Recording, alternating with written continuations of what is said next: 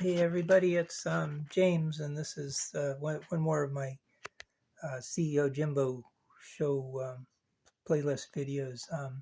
This one is again on Malaysia Airlines Flight 370, a missing Boeing 777 that disappeared about 10 years ago. Um, it's just after midnight here on a Thursday night. I'm running a little bit late due to it's Christmas time and was out Christmas shopping, and it's been cold too. Anyway, it wouldn't have been a good night to try to upload this in the cold.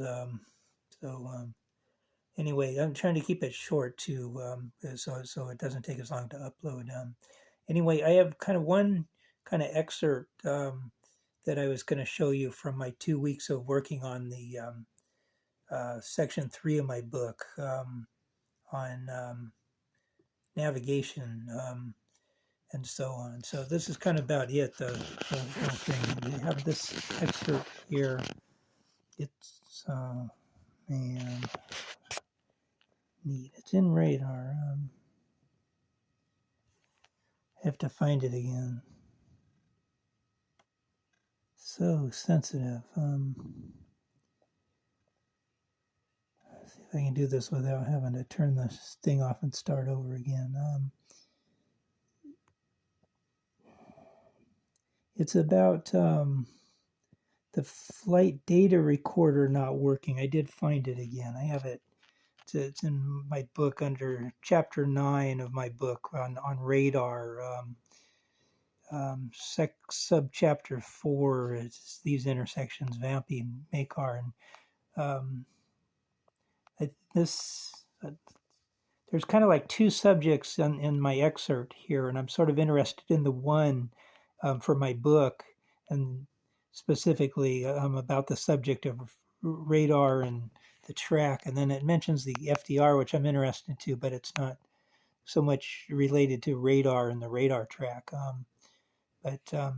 Anyway, it's a source by down at the bottom here, Chris Pocock, March 25, 2015 was when the article came out. The title was New MH370 Report Reveals Radar Procedural Findings, Exposes Shortcomings at Military Air Defense and Civilian ATC Control Centers and MAS Ops Center. And I retrieved this. I found this article on 10th of August of this year, 2023, from, no, not again. Boy, is that sensitive. It didn't go far. Excuse me, I still have a little bit of a cough. Really, I haven't coughed since about last time I did the show.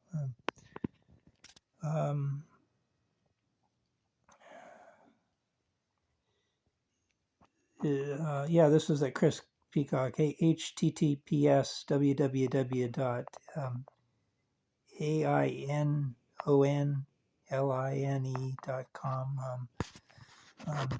Anyway, the first part, and by the way, if you don't know what MAS is, it's Malaysia Airlines Systems, I believe it is. It's more or less Malaysia Airlines.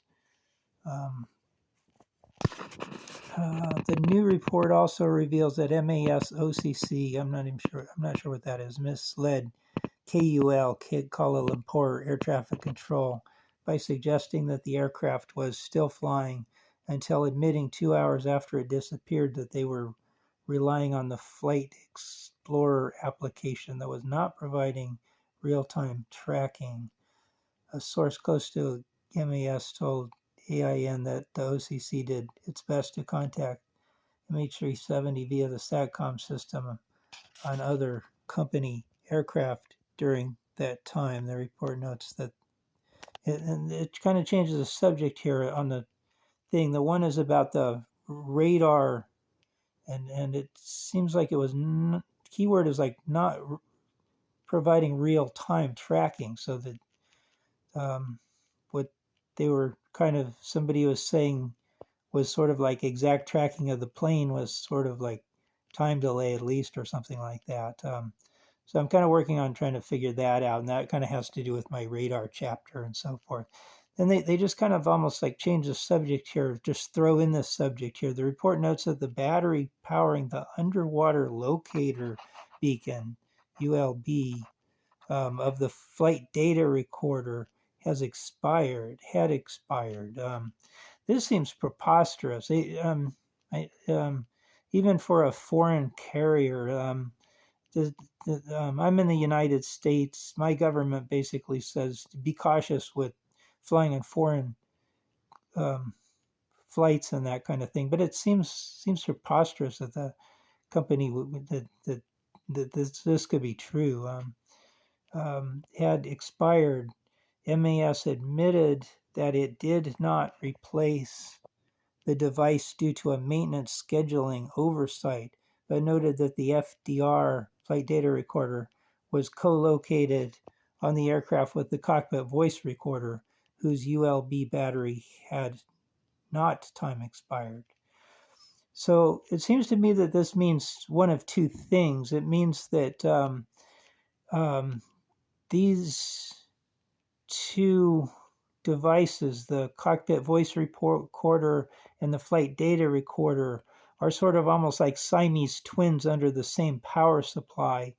And if one has the battery, they both have the battery. So maybe it was working.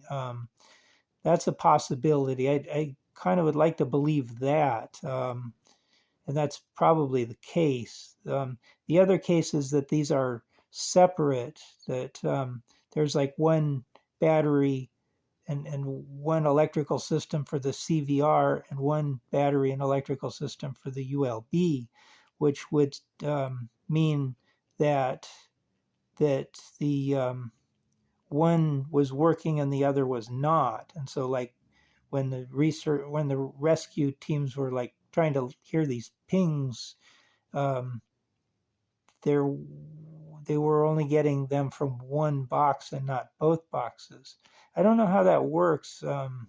Whether that would be louder if both had batteries and both were doing it, whether they get louder pings, or would it make any difference? If anybody knows, send me some comments about the power systems on those, whether this means that